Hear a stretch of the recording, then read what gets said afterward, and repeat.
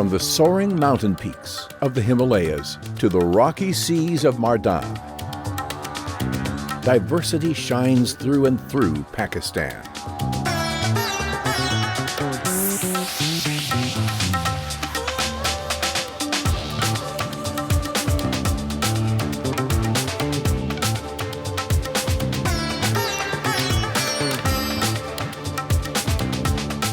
This land of 220 million people is the birthplace of ancient civilizations that have profoundly shaped our history. Its fertile and inviting lands are the primary reason Pakistan is an ever-evolving melting pot of cultures and languages, where Muslims, Hindus, Buddhists, Jews, Christians, and Sikhs live harmoniously. Pakistan has a very, very long history, one of the longest perhaps in the world, and as such it is a great diversity in all its cultural, historical and heritage matters. The sheer diversity of the country is directly attributed to its highly strategic location. The countless resources, the fruitful landscapes, and one of the most important trade routes of all time, the Silk Road, have all made Pakistan a hotly contested seat of power for thousands of years. It is this mix of cultures over millennia that has made Pakistan a highly tolerant and accepting country where all religions and races are treated equally under the law, and is the founding principles of the country. Ustad Juman, a retired teacher from Sindh, is part of a thriving Buddhist community. For him, Pakistan was his land long before gaining independence. जहाँ तक मेरे बाप दादाओं का ताल्लुक है, हम कहीं से माइग्रेट करके नहीं आए हैं। जो बाप दादाओं ने हमें बताया है वो यहीं के ही हैं, असल बाशिंदे यहीं के ही हैं। कहीं और इलाके से या कहीं और मुल्कों से हम लोग नहीं आए हैं, हम यहीं के बेसिकली यहीं हैं और पता नहीं कितने हज़ार सालों से हम यहाँ रहते हुए आ रहे हैं।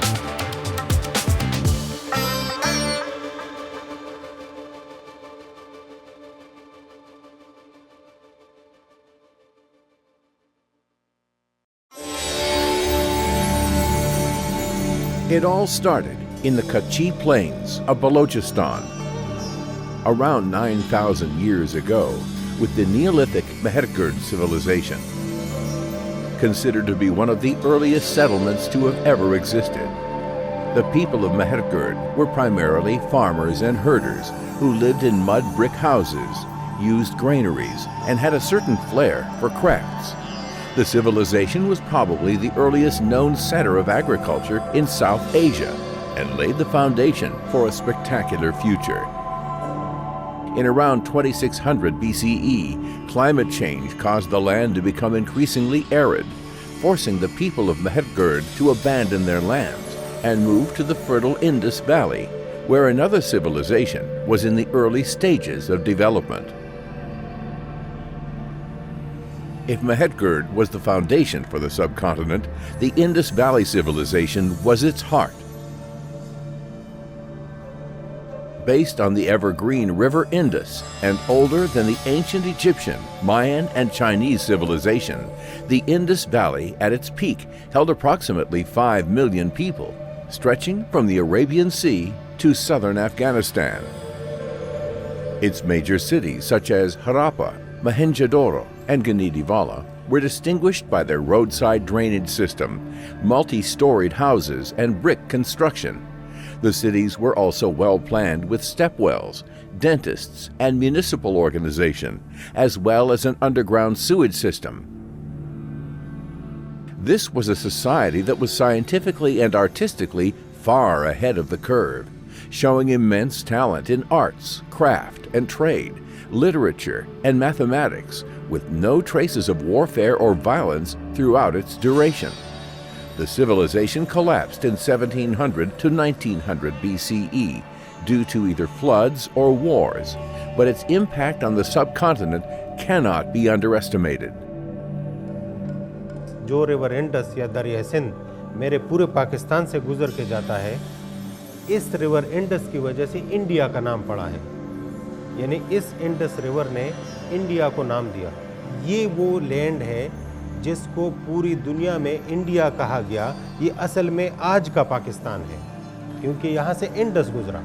अब इसका मतलब क्या हुआ? मतलब ये है कि जो इंडिया के पूरे सब कॉन्टिनेंट की हम बात करते हैं, तो सारी डेवलपमेंट या कल्चर डेवलपमेंट या कोई फिलोसफिकल डेवलपमेंट वहाँ नहीं हुई, ये ज़्यादातर इस पाकिस्तान के सॉइल पे हुई, जो कि आजकल पाकिस्तान है। It is the Gandharan civilization, however, that has left the most lasting mark on Pakistan, as well as the world. With a global reach that stretched as far as Japan and Central Asia, Gandhara is the land responsible for spreading Buddhism throughout Asia.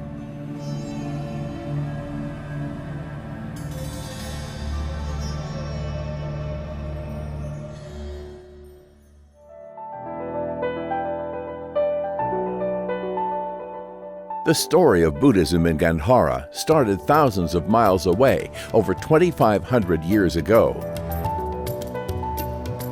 When the 29-year-old prince Siddhartha Gautama wandered outside his palace for the first time. Up until that point, his father had opted to protect his son from the realities of life and ensured Siddhartha stayed inside a palace in the ancient city of Kapilavastu. When the prince finally left his palace, after decades of luxury, the real world hit him hard. Death, disease, and corruption all greeted the prince, who could almost not comprehend what he was witnessing. This would be one of the most important moments throughout history, which led him on a 6-year journey, after which he became Buddha, or the Enlightened One. The rest of his life was spent teaching others how to achieve this spiritual state. After Buddha's death in around 483 BC, his followers started organizing a religious movement to spread the teachings of Buddha. This movement was not easy, and after facing several challenges, Buddhism was on the verge of extinction. That is until the 3rd century BC, when the Mauryan Indian Emperor Ashoka the Great, who gave up his violent ways to embrace Buddhism, would revive the almost forgotten religion.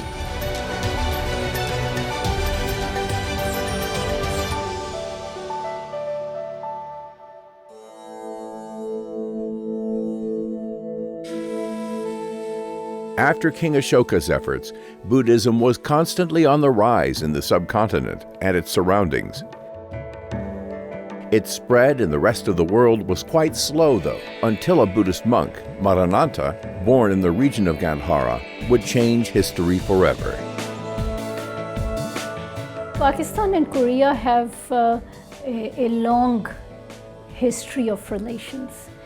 This relationship has roots in the travel of monk Maranatha in the 4th century from today's Pakistan to Korea.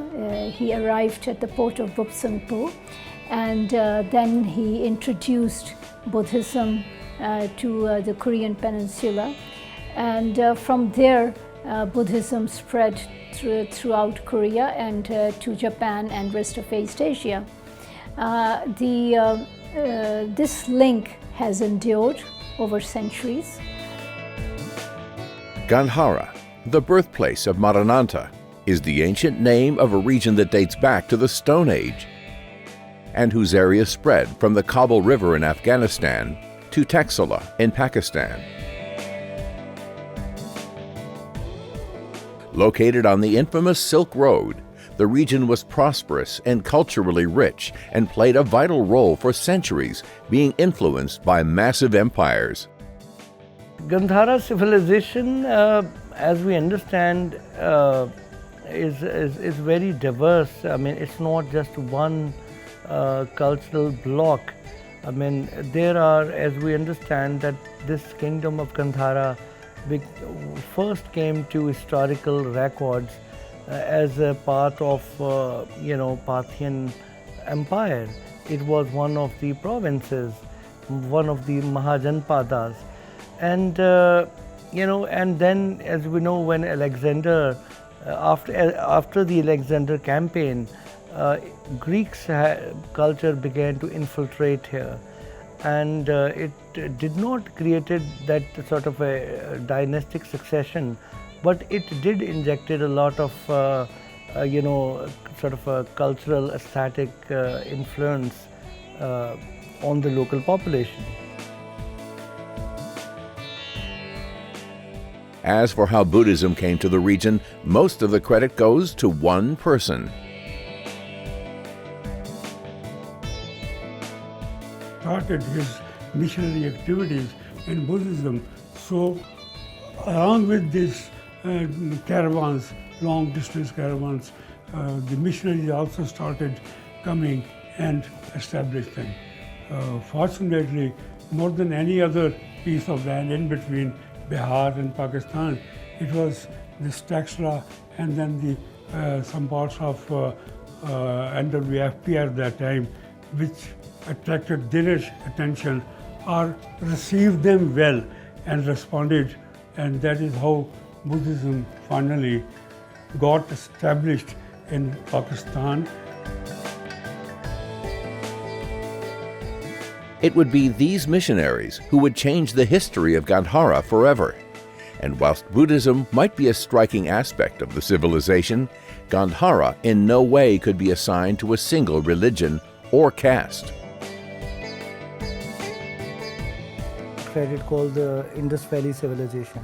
So it is a later period civilization, but in terms of its global renown, it is probably one of the best that we have here. Gandhara civilization is called civilization because it is a combination of so many cultures. Gandhara civilization is not just Indian civilization, right? Gandhara civilization is almost sort of global civilization. Imagine from Parthians, from Greeks, to the Mauryans and Kushans, people from the Chinese origin, Mongols. So all of that have actually contributed to the making of what Gandhara civilization is all about. If I think of its contribution to the growth of Buddhism, not only that it helped spread, it also documented and write down the oral tradition of Buddha, right, as they were passed along. When these people were converted after Ashoka really patronized Buddhism in Gandhara. But if you think in historical terms, then Gandhara civilization was much bigger, had almost like a global impact, had actually more diverse and had existed for a much longer time. Gandharan art is another gem that has emerged from Gandhara. Revered as a highly unique and ancient form throughout the world, it contains evidence of a culture that was as diverse as it was rich. जब हम Buddhist text की बात करते हैं तो वहाँ पे बुद्धा के लिए कहा गया कि उसके बाल ऐसे होने चाहिए, उसके कान इतने लंबे होने चाहिए, उसकी जो चिन्ह है वो किस तरह होनी चाहिए, नाक किस तरह होनी चाहिए।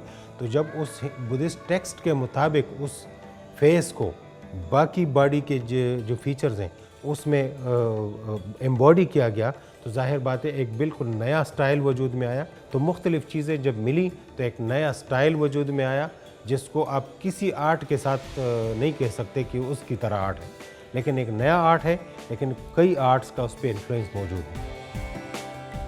Gandhara was a civilization that flourished for over a millennium. Considering it stood the test of time and left a legacy that is almost unmatched, it begs a very simple question. This land of Gandhara, why it became so eminent in history? Because it was located on the crossroads. It was the Silk Route junction. This Silk Route network would actually flow through Gandhara. So that is why, and the Silk Route was connecting Rome with China.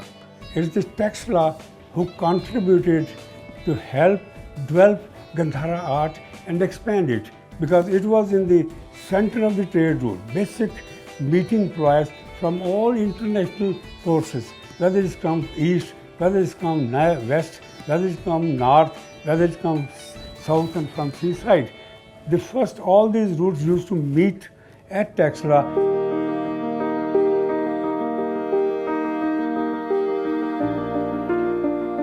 The legacy of Buddhism in Gandhara, as well as its distinctive art, is still widely present throughout Asia. Even though the heartland of the region was primarily located in Pakistan, the culture was so influential that it spread as far as China, Korea, and Japan. The heritage of the Gandhara region is so brilliant, in fact, that remnants will remain long, long after we are gone. And this magnificent region will live on in memory, mesmerizing those who come across it.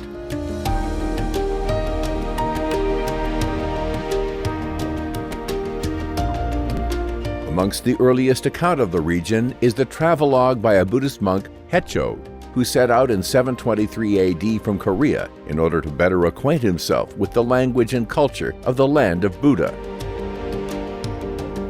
Hecho travels highlight key areas of the Gandharan region, including Kashmir, Gilgit, Swat, and Chitral, and are currently kept at the National Library in Paris.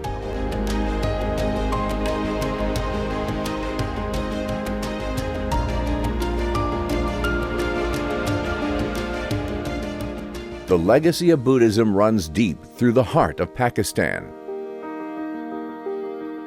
All across the country, evidence of an enlightened religion can be seen.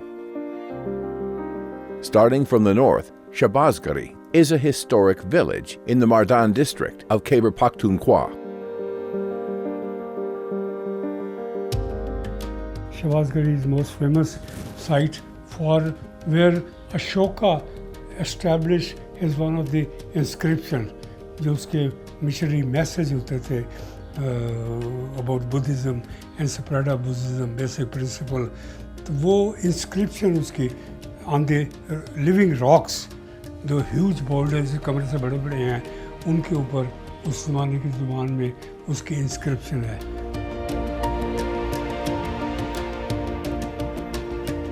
Staying in the province of Khyber Pakhtunkhwa, Takhtabai, an Indo-Parthian archaeological site of an ancient Buddhist monastery can be found. The name Takhtibai means spring or water. One of the most spectacular sites the Buddhist monastery की है in entire Pakistan, and especially in Gandhara and Taxila, वो Takhtibai है. It's the most spectacular site by dint of its location, by dint of its size, by dint of its distribution of structure. Close to Mardan, the Butkara Stupa is located near Mingora in Swat. After being built, the stupa was enlarged on 5 separate occasions over the following centuries, each time built bigger and grander. The most iconic site of the stupa is the seated Buddha statue, which is amongst the earliest known iconography of Buddha in the Gandhara region. When I took a Buddhist friend to one of these Buddhist stupas and he went near that stupa, it was very difficult for me to pull him away from it because it became evening and we had to leave. So I asked my Buddhist friend, I said, what are you experiencing over here? And he said to me that our belief is that where there is a Buddhist stupa, the air and the atmosphere around that stupa actually is the soul of Lord Buddha himself. So he told me that you have actually delivered me to the Lord Buddha. So when you go to the soul of Lord Buddha, you have delivered me to him. Swat has dozens and dozens of stupas that are surrounded by the soul and the ruh of Buddha, for which they will come from any distance. The ancient city of Taxila, which means city of the cut stone, is one of the most important archaeological sites in the subcontinent, situated 32 kilometers northwest of the capital, Islamabad. The city acted as an integral junction between the subcontinent and Central Asia.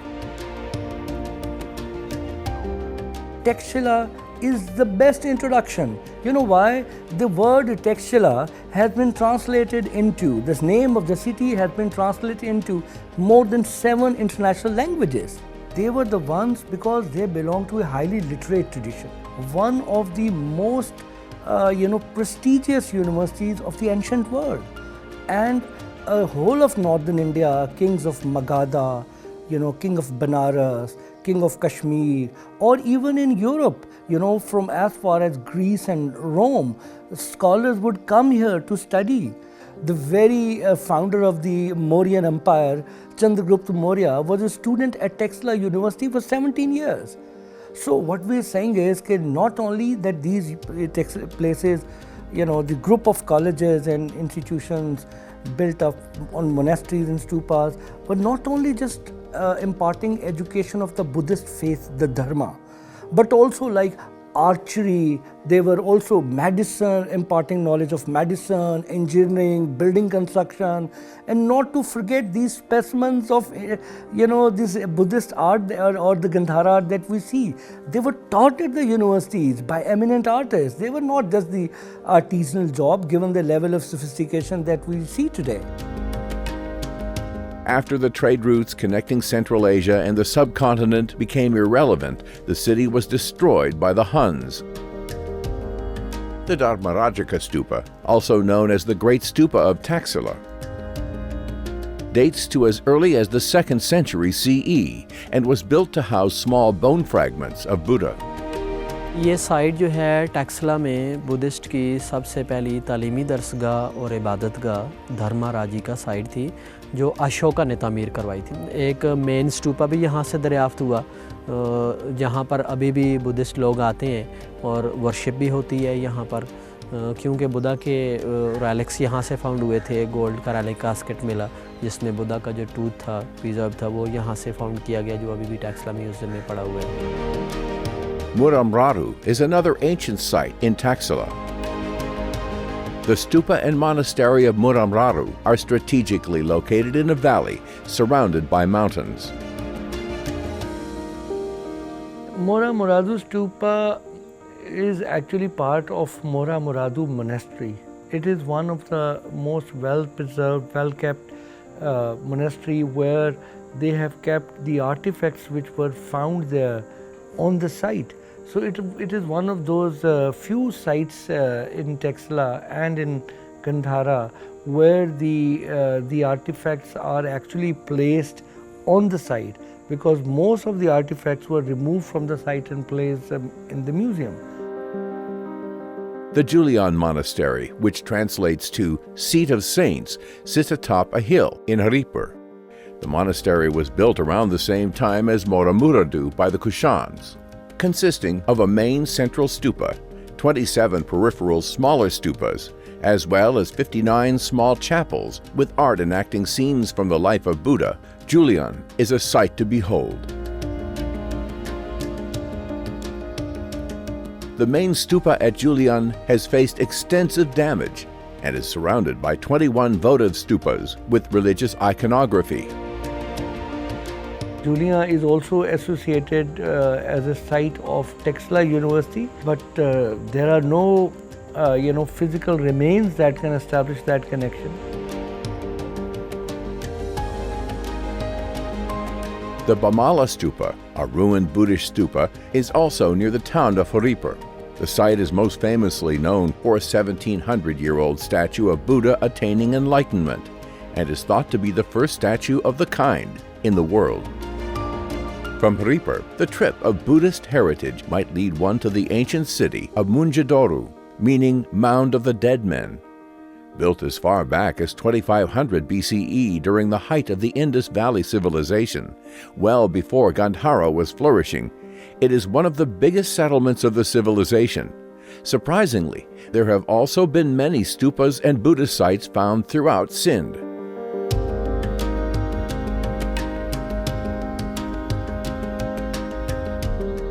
by the time when Buddhism in Gandhara was declining in 6th century, Buddhism in Sindh was flourishing. The Kushan dynasty was spread out to Sindh as well. And by the time the trade declined and the Silk Route, the trade on the Silk Route declined, the Gandharan monasteries faces an immense threat, because it was the traders who were supporting the monasteries. When traders were no longer traveling on the road, they were no longer supporting the monasteries with endowments, monasteries had a difficult time in surviving. Whereas in Sindh, the larger population of Buddhists in Sindh were traders and they were doing very well. So they were keeping up their monasteries and supporting the monks. Principally recognized as a dwelling place for the ancient Indus Valley civilization, there exists a prominent Buddhist stupa at Mohenjo-daro. Mohenjodaro के शहर के बिल्कुल सबसे बड़े ऊपर टीले पे एक आप देखेंगे तो प्लान हमें नज़र आता है कि एक प्लेटफार्म है, मुस्ततील सा रेक्टेंगुलर प्लेटफार्म है, उसके ऊपर गोल स्ट्रक्चर है, वो है स्तूपा का। यानी स्तूपा जो गोल है वो खड़ा है एक प्लेटफार्म पे, और उस प्लेटफार्म के चारों तरफ कमरे बने हुए हैं बुद्ध भिक्षुओं के। इनको हम कहते हैं मॉन्क सेल्स, जिनमें बुद्ध भिक्षु रहते थे, मेडिटेशन करते थे और इस टेम्पल का ख्याल करते थे। उन कमरों के अंदर से हज़ारों की तादाद में कॉपर के सिक्के भी मिले हैं जो वासुदेवा बादशाह के ज़माने के हैं, और वो कुशान बादशाह था।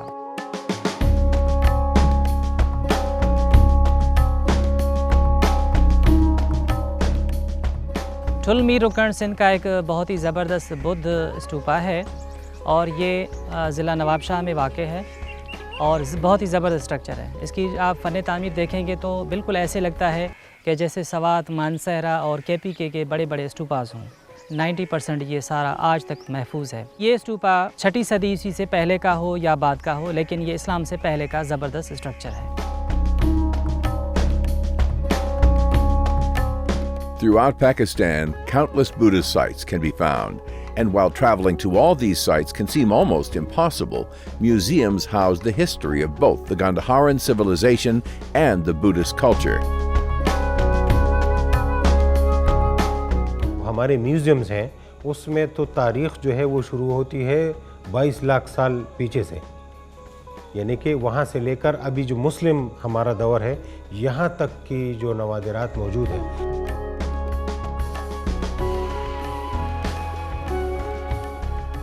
The Museum Lahore opened in 1894 and is most well known for its collection of Buddhist art and artifacts from the Indo-Greek and Gandharan kingdoms, as well as collections from the Indus Valley Civilization, Mughal Empire, and the British Empire.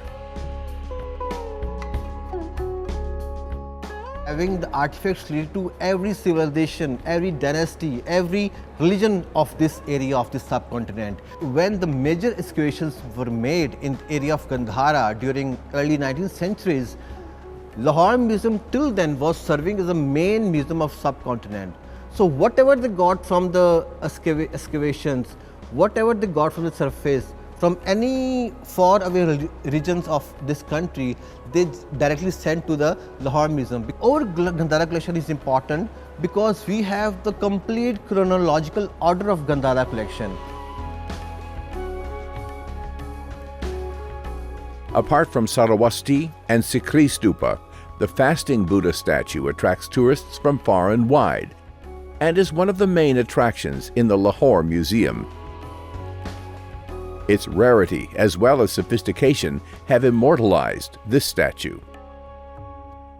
कुछ Hindus जो है वो घर छोड़ के वो जाते हैं और जंगलों में जाकर वो बाकायदा संन्यास करते हैं या फ़कीर बन जाते हैं, मलंग बन जाते हैं। बुद्धा ने भी इसी तरह उन हिंदू फ़िलासफ़ी को फॉलो करते हुए उसने बाकायदा एक फास्टिंग की, और इतनी फास्टिंग की यानी खाना कम करते करते ये कहा जाता है कि एक चावल के दाने खाने पे आ गया था वो। तो उस स्टेज में जब वो पहुंचा तो उस उस स्टेज को जिसमें उसकी बाकायदा रिब्स जो है नज़र आ गई और वो जो वेन्स हैं वो बाकायदा नज़र आ रही हैं, बुद्धा ने उस स्टेज को निगेट किया। उसने कहा कि ये जो तरीका है, सेल्फ मोटिफिकेशन का जो तरीका है, ये गलत है। उस एनलाइटनमेंट को, उस सच्चाई को ढूंढ रहा हूँ ताकि मैं बाकी इंसानों को प्रीच करूँ कि आपके निजात का रास्ता क्या है। तो मैं अगर खाना छोड़कर मर जाऊँगा तो ये तो मेरा मसला तो हल नहीं होगा जो मैं लोगों को बताना चाह रहा हूँ। और फिर उसने कहा, खाना शुरू किया और फिर उसने सोचना शुरू किया और फिर उस हालत में फिर उसको एनलाइटनमेंट मिली और उसने उसकी प्रीचिंग शुरू की।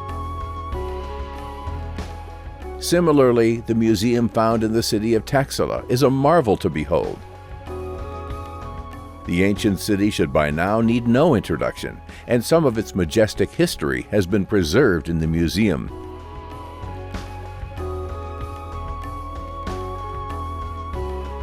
टैक्सला म्यूज़ियम जो है ये 1928 में इस्टेब्लिश हुआ। John Marshall was the Pioneer, he was the founder of this museum.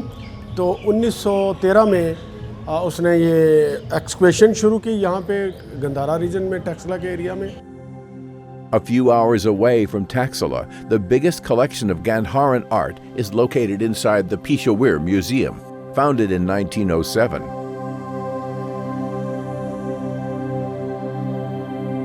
Gandhara art के जो नवादिरात है पूरी दुनिया में, आप जिस भी म्यूज़ियम में जाते हैं, जिस भी कल्चरल सेक्टर में जाते हैं तो वहाँ पर आपको गंधारा के नवादिरात मिलते हैं। लेकिन पेशावर म्यूज़ियम इसका हब है, इसका सेंटर है। जितनी भी नवादिरात अगर वो दूसरे म्यूज़ियम्स में है, दूसरे मुल्कों में भी है, वो यहाँ से लोन पर गए हैं या प्री पार्टीशन एरा में अंग्रेज़ यहाँ से लेकर गए हैं। बेसिकली वो ताल्लुक़ रखते हैं इस खित्ते से, गंधारा से और इस पेशावर म्यूज़ियम से।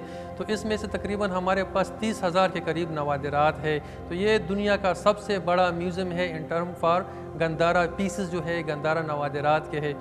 इसमें से जो मेन हाल है तो वहाँ पर हमने जो बुद्धा की लाइफ स्टोरी है उसको हमने एक सीक्वेंस में रखा हुआ है। यानी जिस तरह उसकी प्री बर्थ स्टोरीज है, जिसको हम अपनी ज़ुबान में जितका स्टोरीज़ कहते हैं, तो हमारे पास ये 74 टोटल उसकी स्टोरीज़ है जो हमारे पास है, जो दुनिया के किसी म्यूज़ियम में भी नहीं है। तो इसके अलावा जो उसके बॉडी के मुकम्मल जो ह्यूमन फॉर्म में जो है, ह्यूमन स्टेचूज़ जो है वो यहाँ पर है। उससे बड़े बड़े मुजस्मे भी है, सीटेड फॉर्म में भी है, स्टैंडिंग फॉर्म में भी है। और उसके मुख्तलिफ गेस्चर्स होते हैं, अलामात होते हैं, इशारे होते हैं, जिससे हम ये पता लगाते हैं कि इस वक्त ये किस पोजीशन में है या क्या कर रहा है। इसमें अबाया मुद्रा है और बहुत सारे हैं जिसमें से वो मुख्तलिफ इशारे करते हैं, जिससे हम उसकी तशरीह करते हैं। तो वो यहाँ पर चारों फॉर्म में यहाँ पर है। इसके अलावा बुद्धा के अलावा बुद्धिसत्वा के मुजस्मे है। Bodhisattva mean the person who are trying to become Buddha, यानी अभी वो इस कोशिश में है कि वो बुद्धा बन जाए। तो वो यहाँ हमारे पास तकरीबन जितने भी बड़े बड़े जो बुद्धिसत्वा गुजरे हैं वो यहाँ पर उसके मुजस्मे है।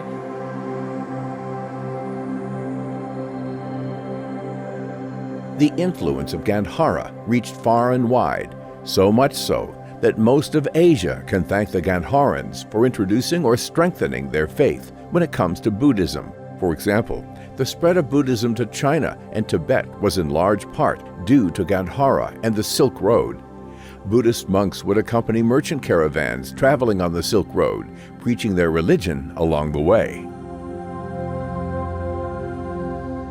And frontier region, particularly Peshawar and Charsada area, they have facilitated in making Buddhism an international religion, because it was the idea, the practices, its explanatory role और its जो benefits हैं जो भी है, they moved it to the west and northwest. There were so many other type of merchandise that became part of this expanding Silk Route trade, which passed through here. And remember, when you know, on the Karma, not only travelers passed through, idea also cross-sect. You know, the meeting of minds. Not only the conquerors take their road to conquer, but the preacher also come along, trader also come along. So I think location of Gandhara at the junction of the Silk Route really made it a very significant part of global history. However, the true degree of Gandharan civilization's impact on the region became apparent during the Kushan rule. It all started with a highly important Kushan ruler, Kanishk, whose reign lasted almost 30 years, from 144 to 172 AD. ये वो dynasty है जिन्होंने गंधारा को centre बनाया, यहाँ से empire शुरू की और ये एम्पायर इतनी बड़ी कि इंडिया के सेंटर तक चली गई, ऊपर जो है सेंट्रल एशिया तक चली गई, उज़्बेकिस्तान के इलाकों में वहाँ पे इनके ट्रेसेस हैं और अफ़गानिस्तान तक फैले हुए। तो ये एक बहुत डायनेस्टी थी कि जहाँ से बाकायदा एक बुद्धिज़्म फ्लरिश होना शुरू हुआ और एक डायनेस्टी ने बाकायदा एक बुद्धिस्ट डायनेस्टी ने हुकूमत की और इसीलिए बुद्धिज़्म हम कहते हैं कि गंधारा का एक अहम रिलीजन बना। Buddhism would be introduced to Korea thanks to the works of the legendary Maranantra. Born in Gandhara, he was key to the spread of Buddhism in Korea, where it was adopted as state religion of 3 constituent policies during the period of the 3 kingdoms. It was welcomed by followers of shamanism and eventually blended into their religion. Similarly, Buddhism also spread to Japan through China and Korea through the Silk Road. When I arrived here, I found that Pakistan is a country full of a variety of the culture and religion.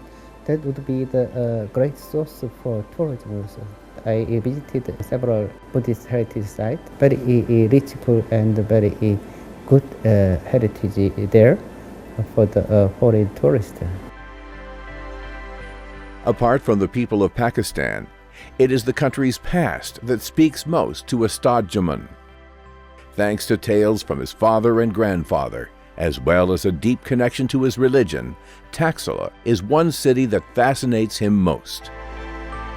जी हम Gandhara festival के लिए जाने के लिए तो बहुत समझो उतावले हैं कि कब वो दिन आए। ये एक तरह से हमारी ऐसे ज़ियारत है और ये हम खुशकिस्मत समझते हैं ख़ुद को कि भाई ये ऐसी ज़ियारत मुक़द्दस ज़ियारत हैं वो हमें देखने को मिलेंगी।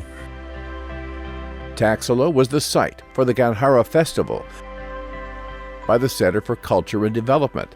It featured exhibitions, storytelling sessions, and panel discussions, as well as posters and pictures of Buddhism remains and heritage sites throughout Pakistan. For Ustad Jaman, it was a once-in-a-lifetime opportunity he refused to pass up on, traveling across Pakistan to reach his destination. Train के सफ़र में तकलीफ़ तो होती है, लेकिन जो चाहत थी हमारी अपने मुक़द्दस मकामात को देखने की, तो हमें सफ़र की जो तकलीफ़ें थी वो महसूस नहीं हुई। बहुत अच्छा सफ़र गुज़रा हमारा यहाँ तक आने का। यहाँ पर हमें ओल्ड सिविलाइजेशन देखने को मिली और बेसिकली एज अ बुद्ध मत के हवाले से, मैं खुद बुद्ध मत से हूँ, तो यहाँ की जो आसार हैं, जो कदीम आसार हैं हमारे बुद्ध मत से मुतल्लिक़ हैं, इनको देखकर बहुत एक्साइटेड हुए, बहुत अच्छा लगा और ज़िंदगी में पहली मर्तबा धर्माराजी का स्तूपा देखा। और धर्माराजी का जो स्तूपा है इसका जो ताल्लुक़ है हमारी रूहानियत से और बुद्ध मत से, तो ये हमारा मुतबरक तीर्थ स्थान है, जैसे एक हज की तरह जैसे ज़ियारत होती है, उस तरह की हमें ये ज़ियारत मालिक ने नसीब की। यादें तो हमारी बस शुरू हुई हैं। यहाँ की जो मुतबरक अशिया हैं हमारे मज़हबी हवाले से, तो ये हम अपने दिलों में साथ लेकर जा रहे हैं और जो बाकी हमारे कम्युनिटी के लोग हैं, अगर वो देख नहीं पाएंगे तो हम उनको बता ज़रूर पाएंगे।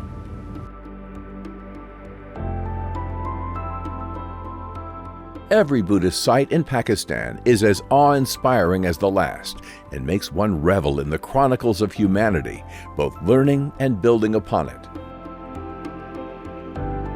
Without the Gandharan civilization, the world we know would have been considerably different for the worse.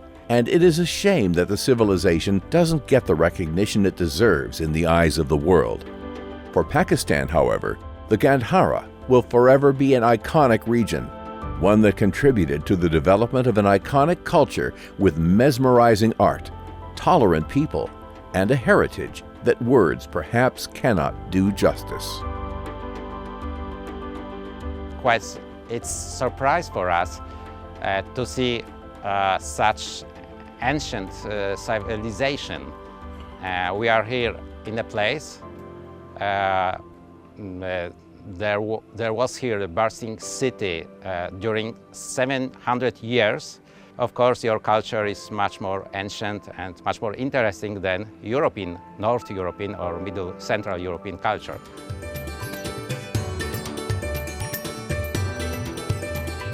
Ancient civilizations or religious and cultural diversity are unfortunately not the first words that come to mind when thinking of Pakistan, even though the nation has played a major role in shaping the history of the world for thousands of years. Its land has hosted some of the greatest civilizations ever, without whom Buddhism, agriculture, and the meaning of education would not be the same. Few countries can boast a legacy as rich and fascinating as Pakistan, and it is this legacy that is reflected in citizens of Pakistan through their religions, their languages, their attires, and of course, their diverse ancestral backgrounds.